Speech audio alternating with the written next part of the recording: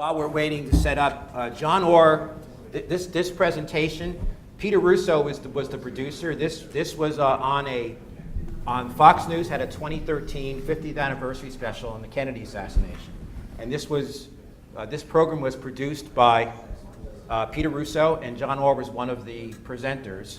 And they also developed a very interesting animation that we didn't put this in the trial because for various reasons. But John believes he has found evidence both from a trajectory perspective and other perspective of a second shooter on the top of the county court's record building. So there'll be an animation as well. But that's obviously wasn't part of the mock trial for a variety of reasons, which we won't get into. Okay. Okay, thank you. This is the title of the report that Larry was mentioning that I submitted to Janet Reno in 1995 in April. This was a personal project when I was a senior official with the Justice Department, a private project that nobody knew about until I turned it in. And it is and was at the time, as far as I know, the only complete visual reconstruction of all the shots in Dealey Plaza on that day. I've done years and years of research. I've never seen any other report, study, or program that visually retraced all of the bullet paths and provided all of the evidence to support it. And the evidence I'm relying on is the raw evidence in the official record of the two investigations. This analysis, you'll see, is consistent with every bit of the physical raw evidence that was assembled in the two investigations, and it is consistent with all of the expert testimony to a reasonable degree of certainty in both of those investigations. So this is not something out in left field. This is original evidence. And Larry mentioned the animations by Peter Russo, who's sitting over here, and I'm greatly indebted to him and his team we worked very closely together for months on the 50th anniversary, and they created all of these animations you're going to see in this presentation.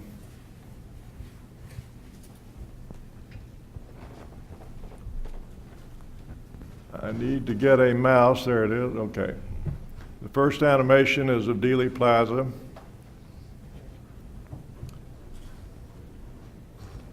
You've seen this before during the last 2 days, but all of the shooting was done basically in the center lane into the limousine. All of the shooting into the limousine was in the center lane from about here down to about here. This is where Zapruder was standing, and we'll pan on down and see again what you've seen many times, but I'll show you again the Oswald window on the 6th floor southeast corner of the Texas School Book Depository, and the other buildings immediately around it.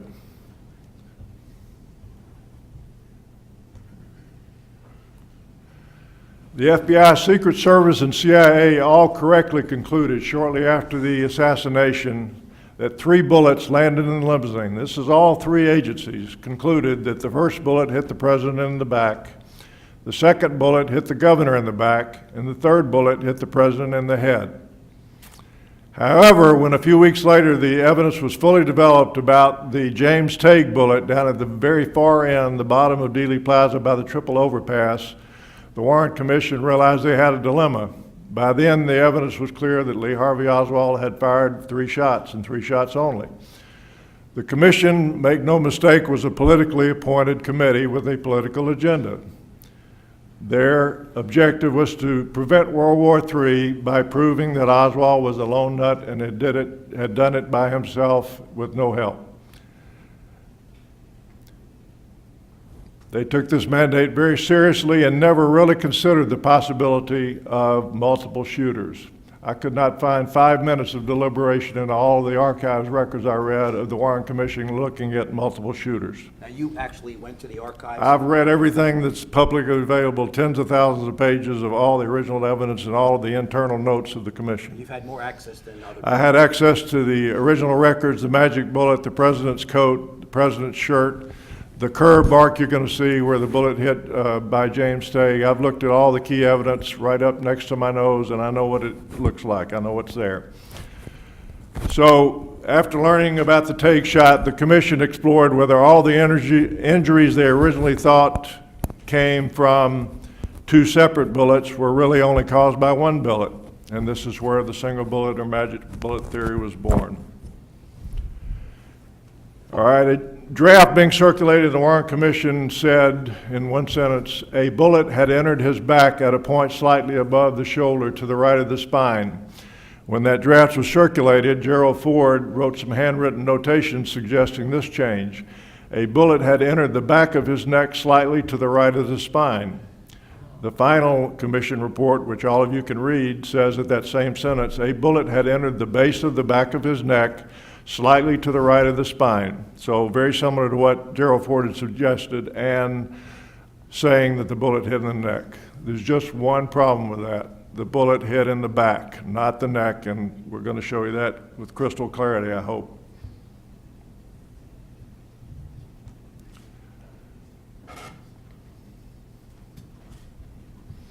All right, this is where the Warren Commission placed, after moving it up from the back, they placed the first shot into the president, entry in the right base of the neck, right of the spine, just at the base of the neck. The head injury is shown above, but we'll get to that later.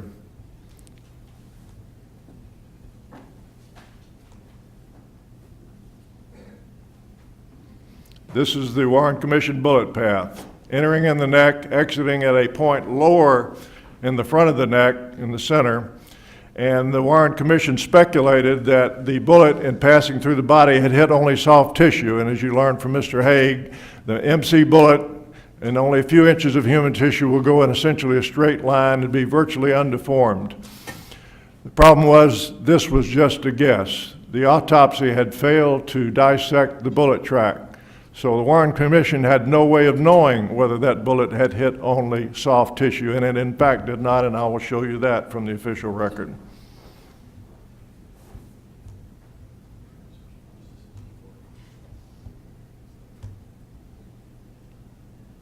All right, here's the magic bullet path you've heard about a lot for the last 2 days.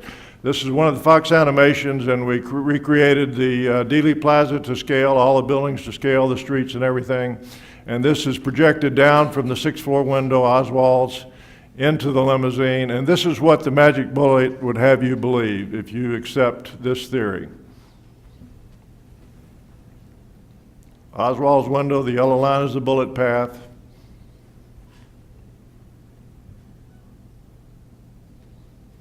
Goes in, according to their entrance, in the neck, not the back, in the neck, coming downward, outside the neck in the front center, coming into Governor Connolly's right armpit at a severe right to left angle, not straight on, but right to left and severely downward, about 27 degrees, according to the testimony you heard. Coming out the center of his chest, going to the right, let me back that up, going to the right, into the top of the wrist, exiting the underside of the wrist, and coming back directly to the left to the inner left thigh. There you can see it. So we don't know the exact position of the right arm because it's below the car, but we know from his movement shortly thereafter he lifted it up to protect his intestines as he turned around. So we're almost positive it was on his right side, and it's not in the path of the exit of the bullet coming out of the chest because you would have seen his Stetson. So we know it's not in the direct line bullet path. It had to have detoured to get over to the right to go through that risk and then come back to the left to enter the thigh. So, again, these are all based on the records in official records. All right, I told you I would show you the bullet was in the back. Here it is. Here's the president's coat that I examined and measured. This is not my photograph, but I measured it the same way they did. 5 3/8 inches down from the top of the collar to slightly to the right of the midseam, small oval hole. Here's the shirt, same spot. 5 3/4 inches down from the top of the collar, slight to the right of the midseam, and a small oval. And this was a fitted shirt that he would be sitting on. Right. So it wouldn't Tucked pull up. in. Right. All right, so this shot, the Croft slide, was taken about 2.5 seconds for the first shot. This is the slide, and then the lower is an enlargement. And you see his coat and presumably his shirt was slightly rippled, maybe an inch bowed up at that point. So that means that the measured distance on the shirt and coat are slightly lower than where it would have entered the back. But it's not the 6 inches of Not, doubling up? not pulling up over Right. his head like that to get the coat up where the neck Warren Commission entry is. Okay, so further evidence, the original autopsy drawing, you remember the Warren Commission draft language slightly above the shoulder to the right of the spine, so that's right there, and that's where the Dr. Humes drew it. Bullet entry in the back, not the neck. And here is the photo, which helps you. The HCA made a photorealistic drawing of the same photo. So it's like you're looking at the photo and you see the oval hole, small oval hole in the back and not in the neck. This is where the Warren Commission would have you believe up here that it entered. So I hope you're convinced by now that this bullet entered the president's back and not his neck. All right. I showed you the magic bullet that I call the pretzel diagram, where it takes all these turns in midair to get through the entry and exit points. Here is the magic bullet theory if it had entered in the back where it correctly entered and went straight as the Warren Commission theorized it did. This is the path as it moved through the back. Through the correct entry point. Goes in the back where I've shown you. Comes out, it would have come out the chest, not the neck if it had gone in a straight line as they speculated, and it would have hit the left side of the jump seat that the governor is sitting in, not his right armpit. It's several feet away from that and much lower. So magic bullet theory doesn't work. And everybody has conceded, I think on both sides, that if the magic bullet theory doesn't work, you've got two shooters. I don't, but I know. You can, That's part you of can Q&A. believe whatever you want to. You That's can believe part of whatever you Q&A. want to. It's not to interrupt your presentation. The hole in the throat, I don't know. There'll be time for Yeah. questions after the presentation. Okay, this is a scale model of the limousine, and you see that the jump seat here, Governor Connolly was a very large man in a very small seat. He had no room to slide left or right. He could only tilt because his bottom was in this bucket seat. And he is essentially directly in front of President Kennedy, slightly 2 or 3 inches maybe inset, but he's a broader, bigger man.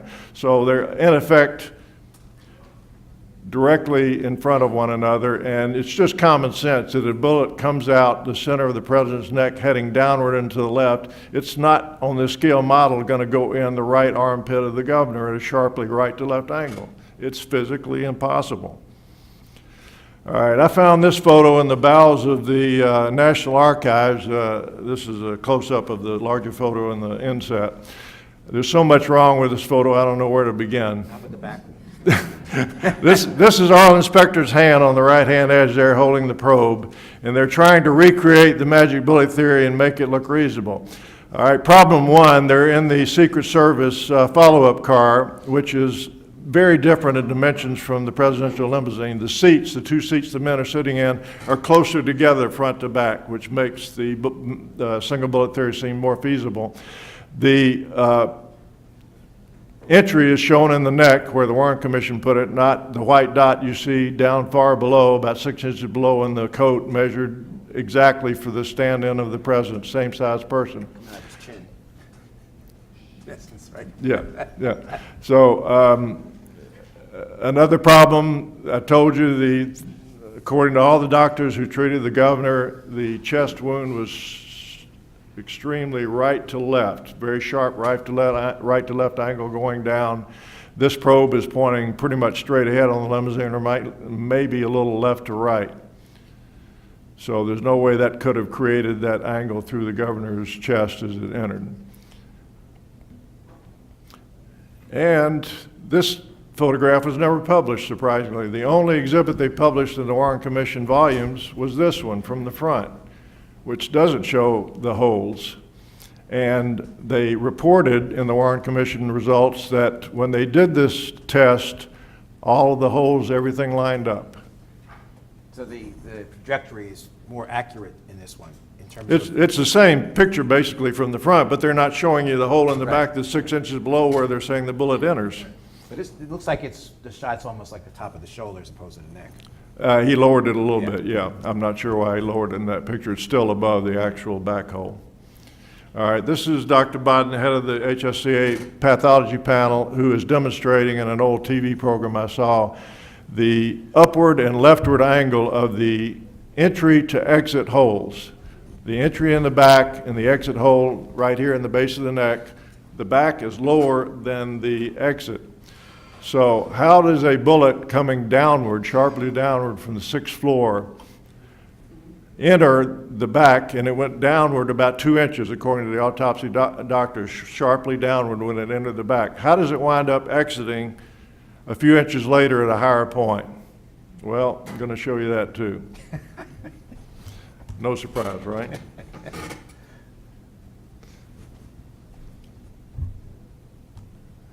This bullet struck the spine and hit bone twice. When you enter the back that close to the center of the spine, just to the right of the spine, and you're heading left and you come out in the middle, there is no place in the human body of a man that size to pass through without striking bone, and it in fact did strike bone. So why do we have testimony that it didn't hit any Well, right through flesh?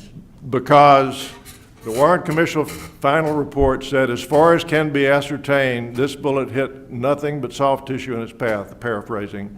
That's because, as I said, they did not dissect the injury, and they didn't even know it passed all the way through the body until after they shipped the body off and found out from Parkland the next day that it had exited and not bounced out the back like they thought when they closed the autopsy. And so we have, what, evidence of medical I'm record? about to give you that, yeah. Okay, cool. This comes down sharply from the 6th floor, passes through a wing off the first thoracic vertebra called the right transverse process. The HSCA pathology panel, I believe, unanimously concluded that this process was fractured, completely separated from the spinal column. There's a big hole blown through the inner part of it. It then went forward to hit the first rib where it joins the spinal column. One of the HSCA radiologists said that damage was in the area of the first rib joining the spinal column, and that's where it deflected upward. That's how you get the upward angle from the exit higher than the entry. So it goes through the wing here, the transverse process, blows a hole in it, hits the rib, which is a very sturdy bone, and bounces off the top. And again, this is the Warren Commission path, very, very different from what the evidence actually shows. So, as you can probably determine, this gentleman notwithstanding, the magic bullet theory is already dead. I mean, it's dead and buried. There is nothing you can do to rehabilitate it at this point. Don't mince words, tell us how you really Well, I didn't Wait, we're just, yeah, I had to respond. okay. We'll talk later. Okay, the first shot, as I set out in considerable detail in my report, and I don't have time for it today, was at Zapruder 204. I'll just give you one piece of evidence supporting that. Everybody who testified that they were watching the president when he was hit the first shot said that he was looking to the right and waving, every one of them. The last time he's seen looking to the right and waving is frame 204. By 207, 1/6 of a second later, his arm has come down sharply toward his throat. He's been knocked to the left. His eyes appear to be closed. And the HSCA the photography panel of experts concluded that by frame 207, again, 3 frames later, he's reacting to an extreme external stimulus. That was the bullet. Here's a close-up. You see him at 204 immediately before the shot, hand raised in a wave immediately after the shot. Too fast to be a voluntary movement. It comes down, the head goes left. There's the governor looking right and Jackie looking right. They're waving at the crowd, all of them. Or governor's not waving, he's looking at the crowd. And here's what happened with the first shot from the 6th floor. And this was a Lee Harvey Oswald shot from the 6th floor. And Peter and his team and I insisted that they do overlays. I'd never seen an animation on TV or anywhere else where they actually overlaid to the Zapruder frames, because the animations you see are usually grossly distorted. So I didn't want that to happen. So I had them overlay to the actual frame and then run the animation from those overlays. You can see what happened. Came down from the 6th floor, entered the back where we now know it entered, exited at a higher point, still going right to left, hit the chrome strip above the mirror, rear view mirror in the center of the car. This barely missed the governor's left ear. He senses that, the whizzing and the sound of it going by, and if you watch immediately after this, he ducks his head to the right and he winces. That is in direct reaction to this shot. You'll see it around frame 230.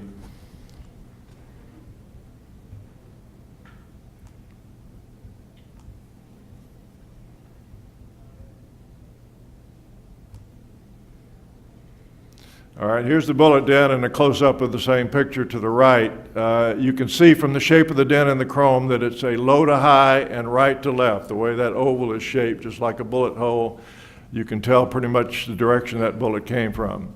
And the FBI agent, the ballistics expert, testified that this bullet was moving at a fairly high but not full velocity. He said if it was full, it would have penetrated, gone right through the chrome, but it was substantially reduced but still fairly high velocity, which is a perfect description of a bullet that has gone through the top part of the president's body and smashed into two bones.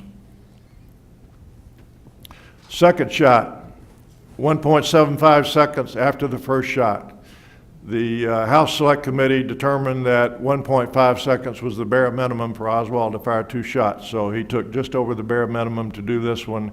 This one hit Connolly in the back, as all the agencies determined in the beginning of the investigation before the Warren Commission cranked up. Hit in his chest and went down. Here's a close-up. The governor, after turning and wincing from that bullet barely passing his left ear, is turning around to see because he believes the president's been shot. And as he turns around, he is hit in the back in this immediately after this frame. He said that it felt like a blow of a fist. And this is 2:38, 2 frames later, a ninth of a second later. I believe Dr. Thompson measured this in his book, Six Flags in Dallas, and that was one of the things I used in my report, his chart showing this right shoulder dipping down in 1/9 of a second, far too fast to be a natural movement. His cheeks are puffed out because his right lung has collapsed. His hair appears to be flying up. It looks like his eyes are closed. So this is his full reaction to that shot. All of the doctors at Parkland who worked on this chest injury said the shoulder was pointed toward the shooter, almost like he was directly pointing his shoulder at the shooter. That was how sharp that right to left angle was. And this is the only area where that is the case. And Connolly, his wife, and virtually all the experts who looked at it in the first couple of weeks agreed that he was shot around mid-230. It was only changed when the single bullet became vogue.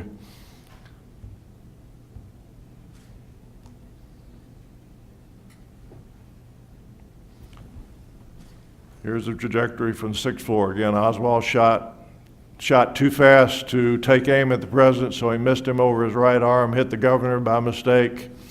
And you see the overlay again with the Zapruder frame, bringing the Stetson up to protect it as he turns to the right so it won't get smashed. And Stetson's nowhere, the rest is nowhere in line of the bullet path. It goes straight into the left thigh.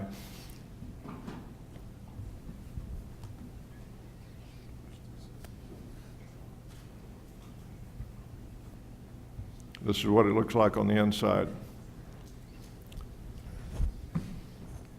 Enters the armpit, comes out just below the nipple, center of the chest. That red circle indicates the 2-inch hole that was blown from the bullet, knocking out 4 inches of the 5th rib and starting to tumble as it comes out, creating the big hole. And it continued to tumble and went back and forward into the thigh. It buried the base end into the thigh, dropped one little flake of lead in the thigh where it still remained, and fell out in his pants where it was recovered on or near the gurney where his pants were removed later at Parkland. This is that magic bullet we've been hearing so much about. It's not magic at all. It only went through the chest and landed in the thigh.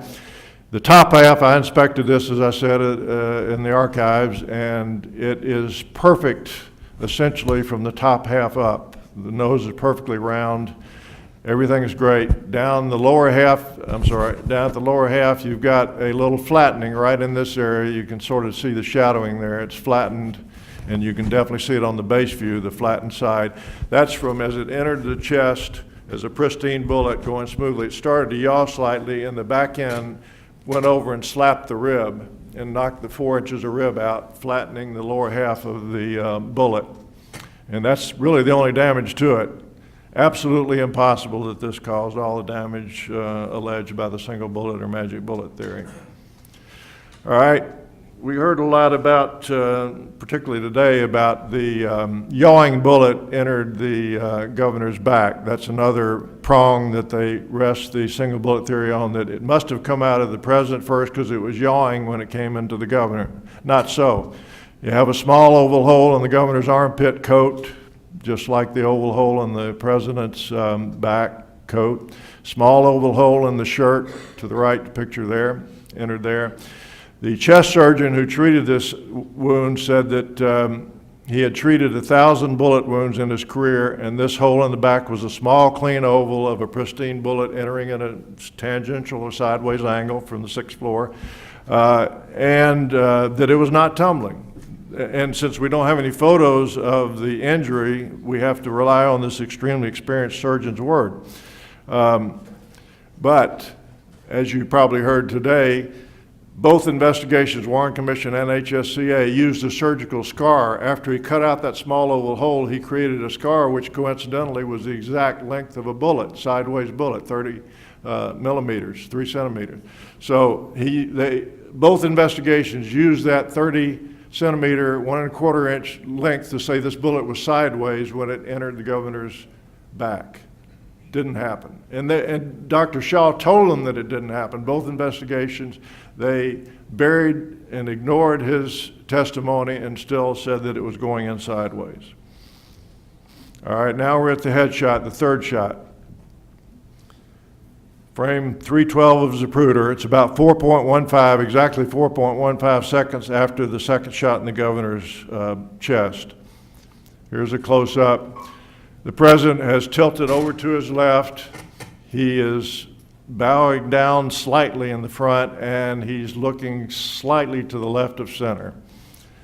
You see the governor there. He's leaned over against Nellie, and his arm is up holding his Stetson. You can see the cuff of his French cuff there, the white. So it's up in the air. Now, his radial nerve was partially severed, as you've heard, when the bullet hit his wrist. And all of the medical experts said it would be impossible or nearly impossible to continue to hold that Stetson with his thumb after that injury. He's still holding it with his thumb over 4 seconds after his chest has been hit. And your trajectory shows that his wrist was not in the It was not in the path of the second bullet. shot. All right, here's the actual headshot. Enters, you've seen this too, this is the photorealistic drawing. Enters the very center of the back of his head, oval to the right, indicating a left to right. Everything about this shot is left to right, and that's going to be very important. Left to right oval, clean oval, pristine bullet. This is a near perfect shot at 100 yards. You've heard all about Oswald's rifle and his mediocre abilities. It would be like winning the lottery for him to have made this shot.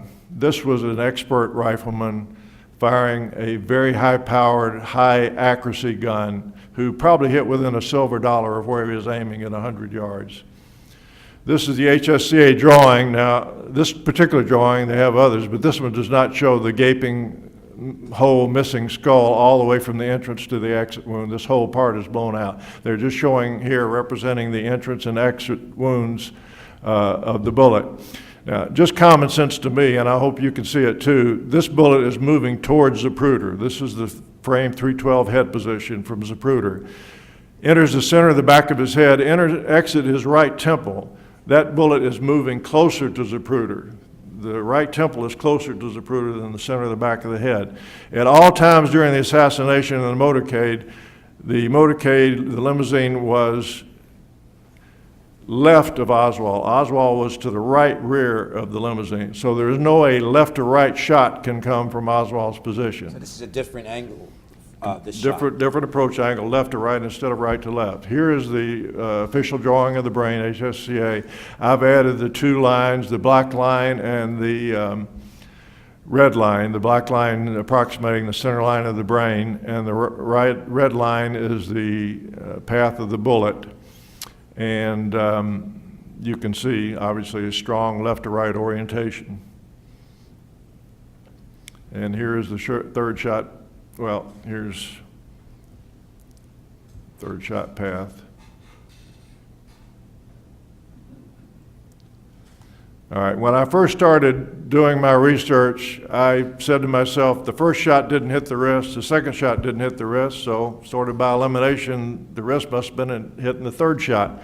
So I took that HSCA drawing, superimposed it on the president's head at 312, and did the entry and exit points. And you see the governor's forearm is sticking up, his right arm very visible, and the cuff is visible, the hand and the Stetson all visible. And I ran that HSCA line with the entry and exit points in the president's head. And it will come down shortly, I hope.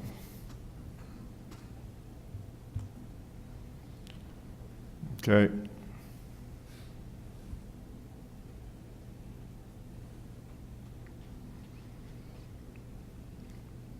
Going through the official entry and exit holes, lands directly at the point where the hole in the governor's coat, the cuff, French cuff hole, and the wrist hole, all those are in a straight line at that point. That was the position the governor's wrist was in when it was hit, and the radial nerve was severed, not 5 or 6 seconds previously.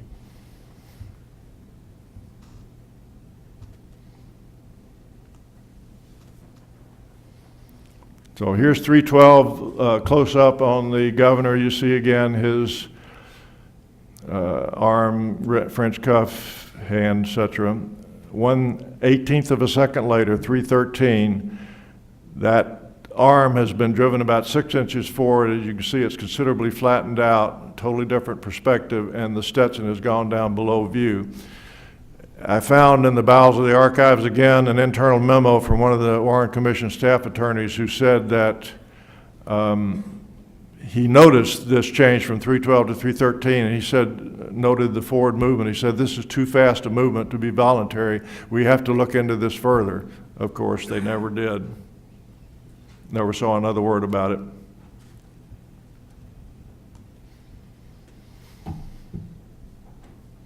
All right, this is the animation. I'll show you the overlay again with the Warren Commission Zapruder film.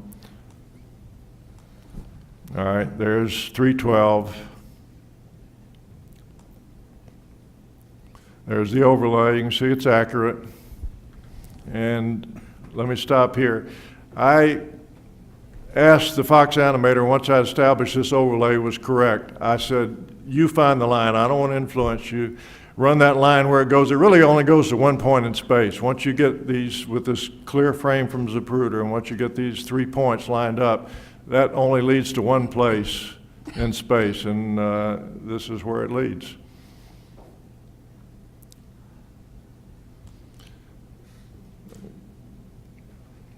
Back that up, sorry. I have to run that through again.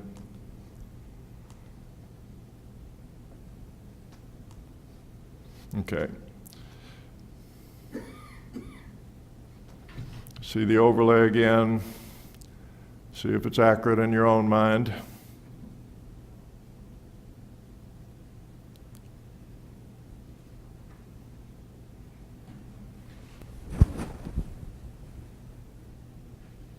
Which building is that? County courts. County Records Building Annex. When I did my report in 1995, I used a bust of President Kennedy, a protractor, and a long piece of string, and a primitive computer technology 3D program, and I put the shooter exactly this spot. And when I came back to the Fox animator, she said, this is what I came up with. I had no idea where that line had led her. And if you're good at Googling at all, you can go online and see that a number of this person's associates will tell you or said that he was an expert marksman. He was on the roof of the CRB Annex during the assassination. He had a high-powered rifle, and he allegedly told at least one or more people that he fired one shot and one shot only. I'm not going to give his name because I'm not ready to accuse the person who I believe killed the president. Now, was this a fully military jacket, or is this a soft? I'm getting to that okay. Right now. You've heard a lot about this too. This was a soft-nosed hunting bullet, or a hollow point, which is the same thing ballistically. the exact opposite of the hard-shelled Manica Carcano. Manica Carcano can hit a thick wrist bone, as the Warren Commission demonstrated, and it only becomes blunted on the nose. It keeps going. It doesn't break up. It just gets nose smashed. This skull bone in the back is thinner than a cadaver wrist and would never, no Manica Carcano in history has ever crumbled and disintegrated like this bullet had on entry merely on a thin skull bone in the rear. And even more than that, the HSCA panel found out that that bullet started to break up on contact with the skin. It threw off particles of the bullet outside the skull and in the skin, under the skin, which the autopsy doctors never knew because they weren't using the x-rays, so they were completely blind on this. But that fragment pattern called a lead snowstorm that you saw going through the skull the last 2 days is the classic textbook definition of a soft-nosed bullet. And I guarantee you if we got Mr. Haig up here and asked him that, he would admit it.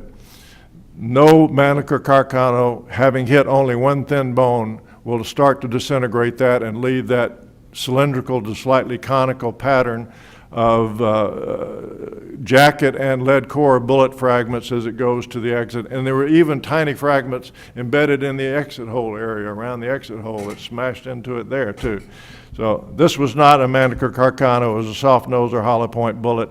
And you see the front x-ray, this round disc with the HSCA panel found to be a 6.5 millimeter circular disc. You can see it has pretty much machine smooth edges, almost a perfect circle, although slightly bent from the impact. And then, then this one up here is part of the side of the jacket that was thrown up outside the skull again. So I say in my report, these are two of the most important pieces of evidence in the entire case. If the autopsy doctors had used the x-rays and seen this and dug those things out, we would see that this is a base of a soft-nosed bullet. A Manica Carcano has no base. It's open at the bottom. It has lead poured into it from there. The soft nose is poured in from the top with the lead, so the base is a solid 6.5 millimeter piece of copper if it's that caliber. And that's what they use, the same caliber here. Here's the Warren Commission head path. They had the entrance 4 inches too low because the autopsy doctors correctly isolated the oval hole you saw in the cowlick. But as the autopsy went on, they let the hair flop over it after they photographed it and measured it.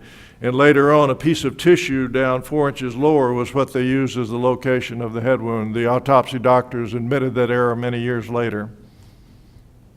So here's what the Warren Commission would like you to believe is the trajectory of the headshot. Now, the Fox animator has moved the sheet of paper over to bring that head upright. As you can see, if you turn the sheet of paper correctly, they have him looking down at his navel, which you saw 312. He wasn't looking nearly that low at that point. She turned the paper straight up, but I would tilt it forward a little bit because we saw his head is bowed a little at that 312 point. So I would have the actual trajectory, once you bow that head a little, about along here, which still has the shot coming from the trunk of the limousine.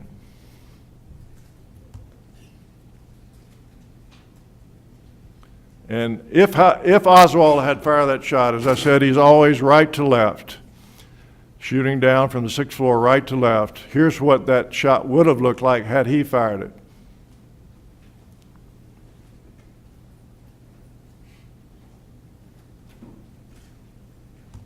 Okay, goes in the cowlick, center of the back of the head. Now the president's head is slightly tilted to the left, not directly center with the limousine, slightly to the left, so that small right to left angle at this distance from Oswald goes right through the middle of the slightly turned head, would come out in the forehead as this animation shows, and would have hit Governor Connolly in the neck.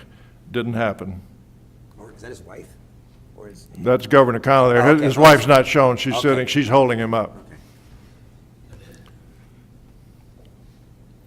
Now,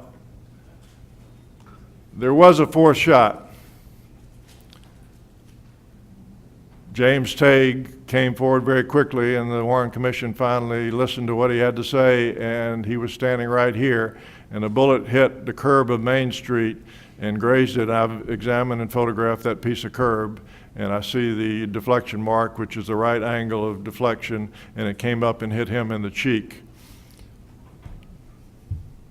That bullet was never found. There's nothing in the record that anybody ever looked for it. They knew Tague had been hit by a bullet or bullet fragment, and apparently nobody bothered to look for it, so we don't know where that bullet is or what it was. But presumably that was Oswald's third shot, since we've just shown you that the headshot was not his third shot.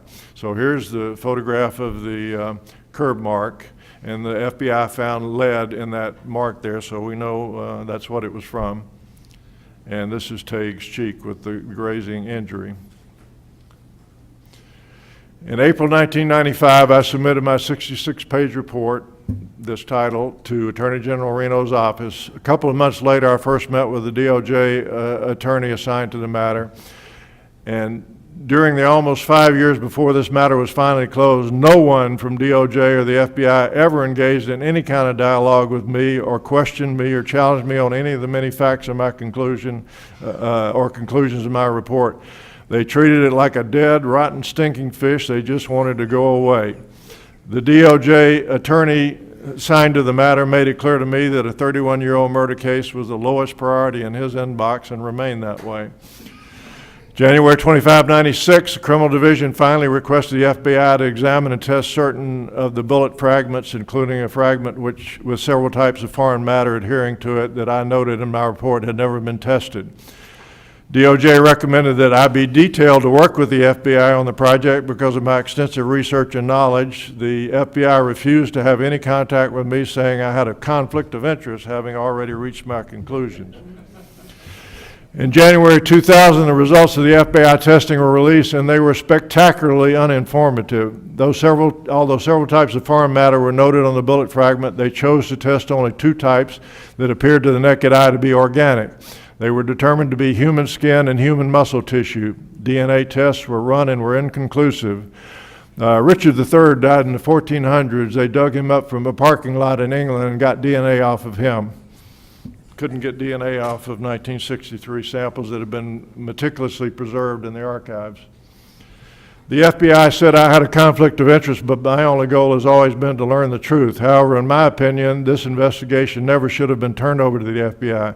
It was, in effect, DOJ saying to them, please take a look at this evidence and let us know whether the FBI badly botched the original investigation into the crime of the 20th century. I think we all know what that answer is going to be. Any future examination of the JFK evidence should be done by investigators who have no institutional interest in the outcome and by experts who have no special knowledge of the assassination, have not publicly stated their opinions about it, very important, and preferably were not even born in 1963. Now, this is an ethics presentation. Doesn't sound like it, but everything I've said relates to something that we're going to talk about now. The Code of Federal Regulations, which controls the FBI and the DOJ employees, controlled me when I was there, and is specifically incorporated into the FBI Ethics Guide, says that unless authorized under, no employee shall participate in a criminal investigation or prosecution if he has a personal or political relationship with any person or organization which he knows has a specific and substantial interest that would be directly affected by the outcome of the investigation or prosecution. I would submit that the FBI would fit into that organizational definition. Why is that? Because they staked their reputation some years ago on having gotten that right, and if it's proved that they missed it, it was so obvious, and they missed it badly, then when they go into court and testify as to other crimes, their reputation will be diminished substantially. And having been in the Department of Justice my whole career, I know that government agencies do not work for a profit. They're not business enterprises. Their sole thing is their mission, and their mission is protected by their reputation. And you guard that reputation zealously and hopefully ethically, but if that reputation is hurt, your mission is badly So damaged. the Amandas of the world, the criminal lawyers, would be using this to question FBI. Exactly. ABA standards of prosecutorial investigations. The prosecutor should resist political pressure intended to influence the conduct focus, duration, or outcome of a criminal investigation. The prosecutor should generally not make decisions related to a criminal investigation based upon their impact on the political process. Kind of goes back to the Warren Commission, doesn't it? So those are the ethical issues that I see that are brought in by what I ran into. I do not see a grand conspiracy to hundreds of people in the whole military-industrial complex and the Justice Department trying to alter evidence. I see bad mistakes made, people acting under grief and shock, making errors, people hiding secrets unrelated to the assassination that make them look suspicious. But as I said, my analysis I've just showed you is based entirely on evidence in the official record. Everything fit together perfectly.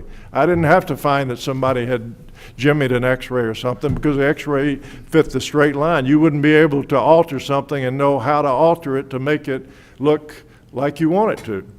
So I have a question. I know that you're unwilling to identify the person. Are you aware of an organization potentially behind this person?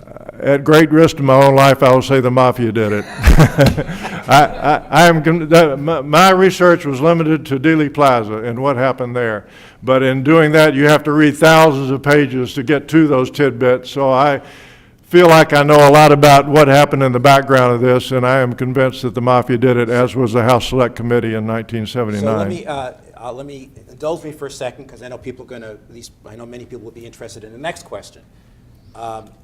If that's the case, why would the mafia take a chance at shooting a president, knowing that the next president might, his brother, the dead president brother, is still Attorney General, and why would they think this would solve their problem?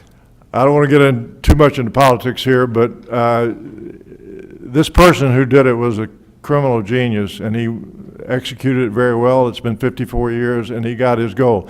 Robert Kennedy was engaging in the most effective war against organized crime that ever has been. Maybe Rudy Giuliani would dispute that, but at the time, Robert Kennedy was on the way to wiping out the mafia, and they could not afford, and the person who I believe in the mafia who was behind this ultimately hated Bobby Kennedy with a purple passion, and he had personal reasons to do it, but institutionally, they had to stop Bobby Kennedy's war on organized crime, and killing the president, as this person said, you kill the head of the dog, don't cut off the tail. So it was spectacularly successful, because the day of the assassination, Robert Kennedy was neutralized and the war on organized crime ended that day. Okay.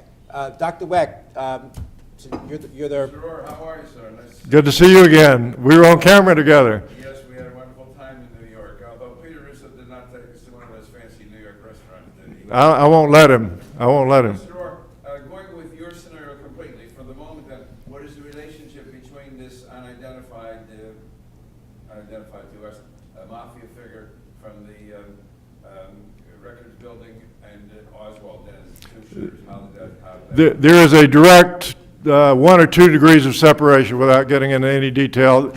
I found in my research that all roads out of Dealey Plaza lead back to the mafia. And I'll go ahead and say one name. Carlos Marcello was the brains behind this organization, as the HSCA ultimately, I think, concluded without indicting him.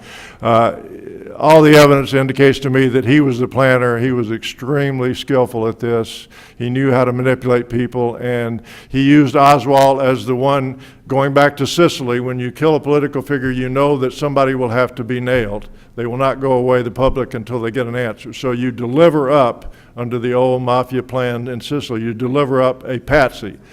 This was not an innocent patsy. This was probably an unwillingly recruited patsy, Oswald, who had to participate or die at the hands of the mafia. So he is the one who's leaving all the evidence, all the breadcrumbs, so that when he safely gets out of Dallas that day, everything will lead to him, but he can't be found. He'll turn up in Mexico or South America, somebody will see him there, he'll never be seen again. But Tippit messed all that up. If it hadn't been for Tippit, Marcello would have been drinking champagne all night long. Bob, you want to? I don't know. Go ahead. Well, I think Cyril kind of hit on one stumbling block for me anyway, and just one person, I could certainly be wrong, is that you know, anybody is, I believe Oswald was shooting from the 6th floor as well. Okay. One stumbling block I have is the notion that anybody in cahoots with Oswald, especially another shooter, there presumably would have been some planning. There presumably would have been some contacts. And we all know that you just mentioned the mafia was involved in this. We know that since the late 50s, the FBI had been monitoring, you know, national mafia communications. It seems to be pretty risky to sign on to a plan with a guy that has to leave his easily traceable assassination weapon behind his floor. Obviously, he couldn't carry it out of the building with him. He dropped it there because he had to. It seems, I can't get beyond the notion that somebody would risk identification by association with Lee Harvey Oswald. I guess that's the bottom line. Well, that was a risk because Oswald grew up in the penumbra of the Marcello organization. You probably read all his uncle.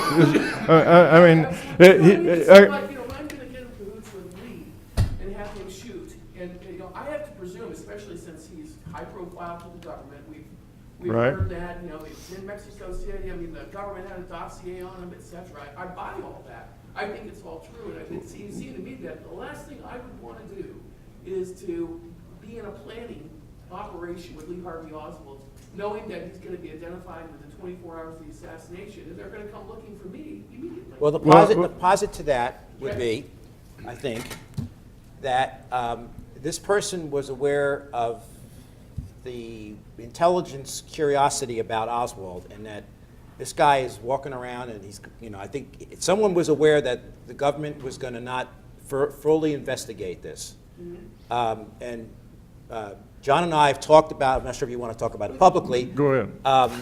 And then the other thing is, it seems to me that this was probably one of these, you know, risk-benefit analysis, and probably they were very desperate. And if you're about to get No, I agree yeah. with that percent, I just think that the scales are. Yeah. Well, if you're about to go extinct, That's just a right, judgment. I right. mean, different people can make I think if you're really desperate, you're probably going to say, okay, there's a 90. For what? Yeah, I mean, right. I think your point about, you know, what would they accomplish with this ultimately, other than vengeance, and I know that I don't know much. And that might be part of it itself also. Other than what I've read, but if you get past vengeance and you start talking about somebody with a sense of rationality.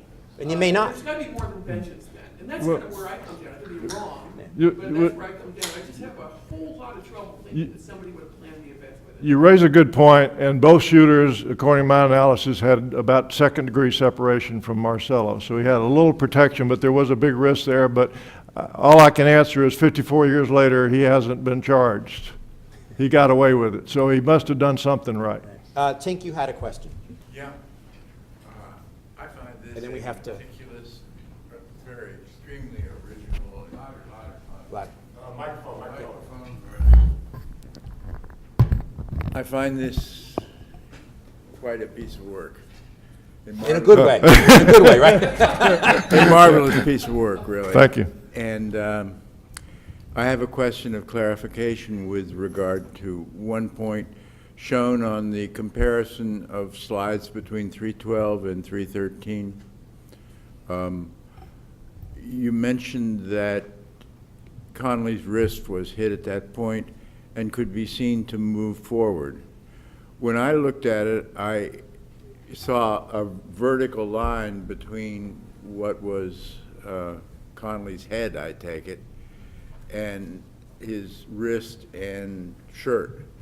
I didn't find that lower glint to move forward that much. Could you go back to the slide and I let's can look at it certainly together? try. Maybe you can educate me. So you can see why, after I spoke to John, I felt this was, we couldn't get him in the mock trial for a variety of reasons. We already had done the schedule, but this is fascinating stuff. Right. I think, to Could fully you answer your point out- question, Could you point out first with your I have a pointer laser here. that- Is this it? It's hard for me to see this close, but So you have Connolly's you can see forehead his cuff first. right there. His Clearly fo- the white cuff right there, and his hand is kind of cocked. It's Okay. coming up pretty sharply and then cocked back down to hold the Stetson. Okay, and the forehead And is, and this is relatively flat. The hand you see to me looks very flat here. And blurred. obviously, we're at a disadvantage. If we had the really high resolution right in front of us, we could see it pretty clearly. But, and this was agreed with by the Warren Commission attorney who wrote that. He saw the same thing. So I'm just agreeing with him that, And that's his forehead that we determined that this is Connolly's forehead above, directly above those points? yeah. This is his hand moving. Yeah, Okay. but the measurements that I've read were about 6 inches forward, and that's mainly going with the tie and the hand from being cocked like this to going kind of flattened out and the Stetson disappearing down below. So, you know, it's arguable how much it moved, but I agree with the Warren Commission attorney that it moved too fast to be voluntarily an 18th of a Well, second. the caveat that I'd like to throw in here is that I think I made one dreadful mistake back in 1966 and 67, and that was that I claimed to have measured the movement of the president's head between 312 and 313. That turned out to be a very significant mistake. What had actually happened was that since 312 is extremely clear and 313 is blurred, that blur introduced what I measured as a movement on Kennedy's part. What it actually was the movement of Zapruder's camera. He was startled at that time by the shot. Well, as I told you last night, I used that chart in my report, and I agree with your original determination, and the House Select Committee photographic experts agree with it, that his head did move slightly forward at the impact from the back of the head because of the drilling impact of the bullet. The pristine bullet knocked the head forward slightly, and then this huge explosion of matter, like a jet engine, created the jet recoil effect and blew backwards. But I want to say, while I have a chance, I told you, I went to a collector's bookstore and bought your book, and that was the first basis of my research because you were the only person who did detailed research with the bad information you had to work with from the Warren Commission. But you did a great Still remains the best book out there. You did a great job of getting me started. I never would have even been able to get off the ground without your book, and I thank you for that. But back to the point. We got time for one more question, that's it. Back to the point, the head goes forward and to the right. This is all the left to right momentum, opposite Oswald.